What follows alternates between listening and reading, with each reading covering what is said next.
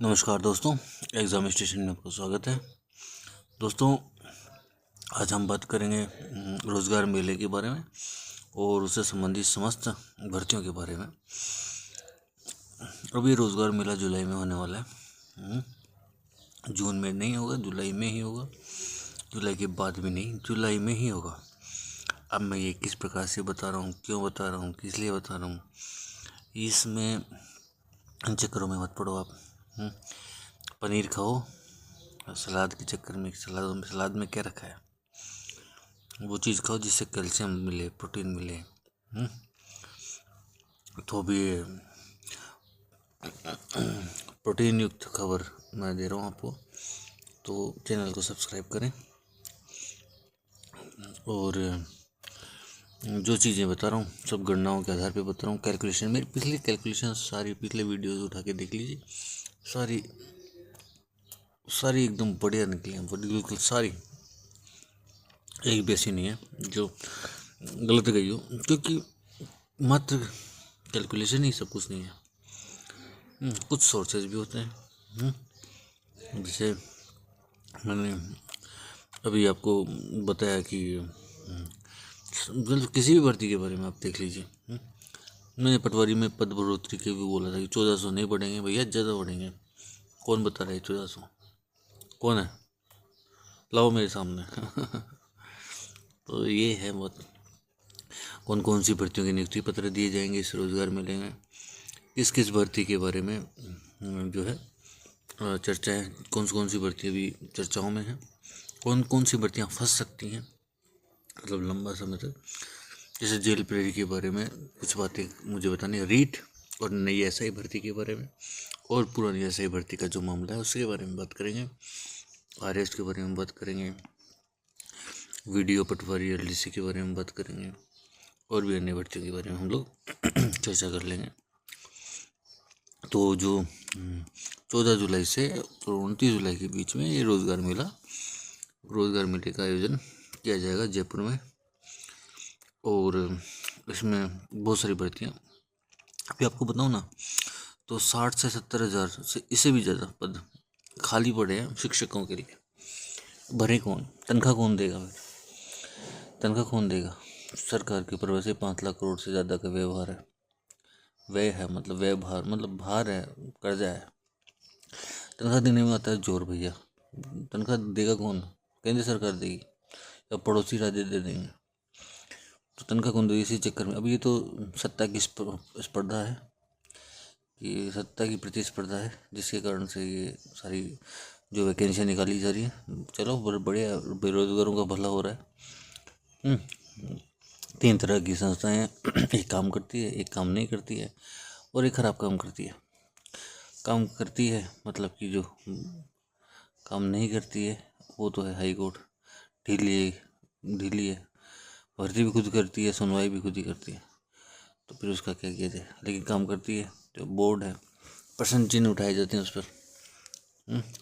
अब यार 1000 भर्तियों पे 5 लाख लोग फॉर्म भरेंगे, तो 4 लाख 2 गुना पास करेंगे तो 4,98,000 तो बुरा ही करेंगे ना। वो सिंपल सी बात है। मैं भी उन 4,98,000 में हूँ, तो मैं भी शंका से की दृष्टि से देखूंगा। वो अलग बात है कि 1 नंबर से रह जाऊँ तो शायद सोच सकता हूँ कि नहीं यार, कोई चीटिंग नहीं, मेरी में ही कमी थी। जो भी है, उल्टा हो सकता है कि शायद 2-5 लोग अगर चीटिंग से नहीं आए होते तो अच्छा शायद मेरा भी होता था। ये तो हर स्थिति में ऐसी परिस्थितियाँ बनती हैं। एक दकियानूस जो आरपीएससी संस्था है, इसमें सारे के सारे पता नहीं कौन सी मिट्टी के हैं, जिनके अंदर ना ज़मीर है ना पता नहीं। एक दो को छोड़ दो आप, एक दो को छोड़ दो, नहीं पर पूरा तालाब ही गंदा, एक दो को छोड़कर। अब वो एक दो कौन है वो मुझे भी नहीं पता। तो सब ईमानदार भी शंका के घेरे में आता है। फिर तो ऐसी स्थिति में क्या कहते हैं, इनको हटाओ, फिर गठन करो दोबारा से इनका, आरपीएससी का। चलो अपने रोजगार मेले की बात करते हैं, जिसके बारे में ये वीडियो अब तक आप चला के बैठे हो। भैया चैनल को सब्सक्राइब करें यार। यार पशु परिचारक को नियुक्ति पत्र मिल जाएंगे रीट वालों को। रीट का जो रिजल्ट है वो इसी माह में 16 मई से 21 मई के बीच में जारी हो जाएगा, जहाँ तक पॉसिबल है 16 मई को जाए। वीडियो का रिजल्ट भी आज जारी हो जाएगा। वीडियो का मतलब जो, सॉरी मैं क्या बोल रहा हूँ, वीडियो का नहीं मतलब वीडियो की विज्ञप्ति या तो आज बुधवार को जारी हो जाए, या फिर गणेश जी महाराज चाहेंगे तो हो जाएगा आज, नहीं होगा तो फिर देखो शुक्रवार तक हो जाए, नहीं तो ये मान लो हफ्ते भर के अंदर 7 दिन के अंदर अंदर हो जाएगा। आज होना चाहिए यार, देखते हैं क्या होता है, वरना फिर शुक्रवार तक देखते हैं, वेट कर सकते हैं, अपन क्या ही कर सकते हैं। हाँ, हम तो युवा हैं, युवा का काम ही है इंतज़ार करना, इंतज़ार करना, क्या कर सकता है युवा। अच्छा, उसके अलावा ईओ और भर्ती वालों को भी नियुक्ति पत्र दे देंगे, रीट वालों को दे देंगे, पशु परिचारक को दे देंगे, एलडीसी वालों को दे देंगे, रीट वालों को दे देंगे, उसके अलावा सूचना सहायक वालों को दे देंगे, कुछ शिक्षक भर्तियों में और भी हैं उनको भी दे देंगे, और उसके अलावा अभी चलो ये तो हो गई है ना। RS मेंस वालों को नहीं, उनको नहीं देंगे इसमें, है ना, तो वो ठीक है। आगे बात करते हैं ऐसे ही भर्ती में यार, क्रांतिकारी आंदोलन जब तक नहीं होता ना, तब तक नियमों में संशोधन नहीं होता। अर्थात एक बार नियुक्ति पत्र मिल गया तो मिल गया भाई। और अगर क्रांति ऐसी होती है जिसमें 2-5 तो मरते हैं, अपने आप को जिंदा जला लेते हैं, इस तरह की घटनाओं से ही चीज़ें होती हैं। देखो ये बिल्कुल गलत बात है। अगर कोई भी है, अब जैसे हनुमान बेनीवाल हो या कोई और हो, कोई भी हो, ये इस तरह का काम कर रहे हैं, अच्छी बात है, लेकिन काम करना चाहिए सिर्फ अहिंसात्मक, है ना, किसी भी तरह का, और ये सही चल रहा है। ये जो सत्याग्रह आधारित जो काम है, ये जो भड़काऊ भाषण अगर ये देते हैं, ये ना हम आगे बढ़ेंगे, हम ये करेंगे, हम वो करेंगे, भाइयों इनसे कुछ नहीं होने वाला, कुछ नहीं होना। कभी भी किसी बड़े आदमी का कुछ नहीं होता, बच्चे पिसते हैं इसमें।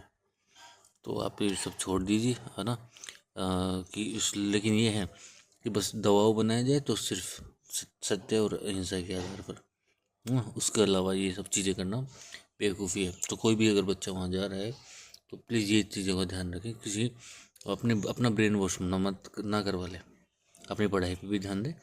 हाँ, जगह वहाँ खड़ा हो रहा है, अच्छी बात है, खड़ा होना भी चाहिए क्या कर सकते हैं अभी, है ना।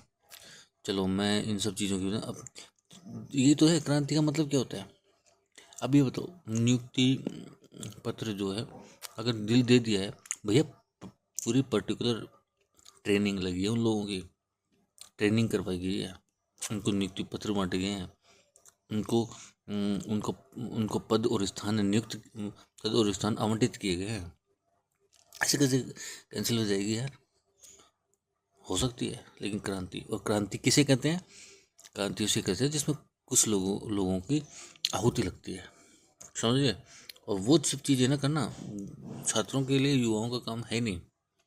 ये कायरता है। अरे तुमको लगता है कि तुम लोग भगत सिंह बन जाओगे, उससे कुछ नहीं होने वाला, तुम्हारा क्या होगा फिर। ऐसे ज़्यादा दिमाग लगाना सही नहीं है ना। तो अपना काम करो, अपनी डिग्री उग्री मत खराब करवा लेना यार, कि तुम हमेशा के लिए एग्ज़ाम देने से बैन हो जाओ, केस वेस लगवा के बैठ जाओ। तो ये सब चीज़ें थोड़ा सा ध्यान रखें, मेरी तो पर्सनल राय है भाई, है ना। बाकी हनुमान बेनीवाल जी अच्छा काम कर रहे हैं ना, वो खड़े तो हैं, कम से कम विपक्ष तो बोलेगा तो काम करेगा, सामने वाला जो सत्ता में है रूलिंग पार्टी काम करेगी। तो कुल मिला के RPSC का गठन अभी नहीं होगा, और होता है तो पिछले 1-1.5 साल से क्यों नहीं किया, इस पे सवाल जवाब होंगे। तो बहुत सारी चीज़ें हैं ना, तो कुछ इस बारे में हम बाद में बात करते हैं। दोस्तों अभी बात करते हैं हम अभी नई भर्तियों के बारे में कुछ बात कर लेते हैं।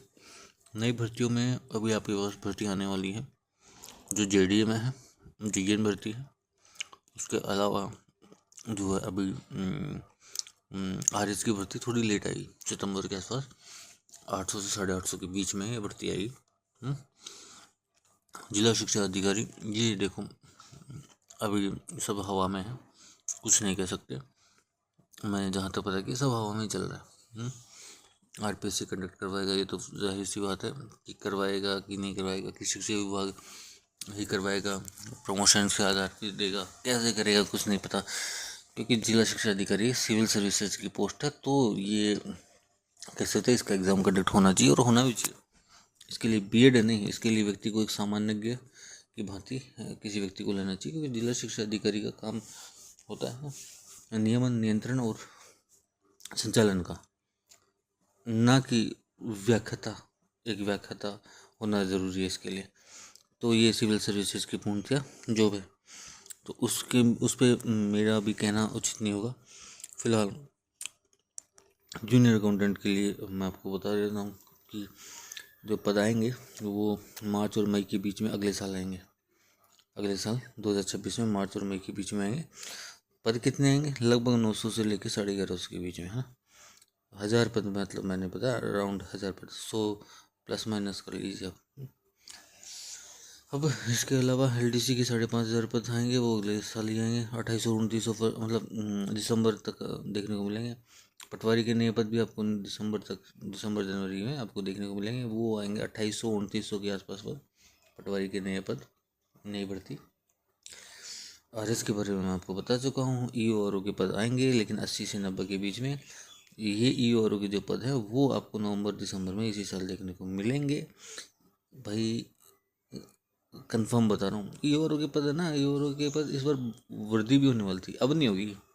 अब तो भैया नियुक्ति पत्र मिल जाएंगे जुलाई में, अब तो दोबारा पद आएंगे इसके, जो अच्छी बात भी है ना। जो भी बच्चे एक दांत नंबर से रहे होंगे वो चीज़ इसमें करवा लेंगे। तो मेरा भी देखते हैं क्या होता है वीआरओ में, है ना। स्क्रूटनी फॉर्म भरा है, तो देखते हैं अभी क्या होता है, बता दूंगा। 17-18 जून को मेरा भी मेंस का एग्ज़ाम है दोबारा से, तो फिर से मेंस दे रहा हूँ, तो अभी उसको भी देख लेंगे। और बाकी दोस्तों, अभी तनाव बहुत है राजस्थान में, है ना। अब इसके बारे में एक जेल प्रहरी के बारे में बात कर लेते हैं। जेल प्रहरी के बारे में आपको अभी आंसर की जारी हो जाएगी, है ना। तो अभी शिक्षा विभाग क्या है, बहुत बिजी है, हाँ, शिक्षा विभाग बहुत बिजी चल रहा है अभी। तो अभी उसके ऊपर दारोमदार बहुत है। शिक्षक भर्तियों में भी कई कई डीवी के कार्यक्रम उनसे करवाए जा सकते हैं, अन्य कई भर्तियों में भी करवाए जा सकते हैं। तो अभी जेल प्रहरी के बारे में तो इतना सा है कि आंसर की आएगी फिलहाल, और ये मान लो अगस्त में रिजल्ट आएगा, 15 अक्टूबर के आसपास फिजिकल लगेंगे 15 अक्टूबर के बाद। नियुक्ति अगले साल मिलेगी, जनवरी फरवरी के जो भी रोज़गार मिला होगा वहाँ पर उनको नियुक्ति दे देंगे। जुलाई के बाद में सीधा दिसंबर तक कोई रोज़गार मिला नहीं है। जुलाई में भी क्यों है रोज़गार मिला है, सब पहले बता चुका हूँ यार, और सारी बातें हो चुकी है अपनी।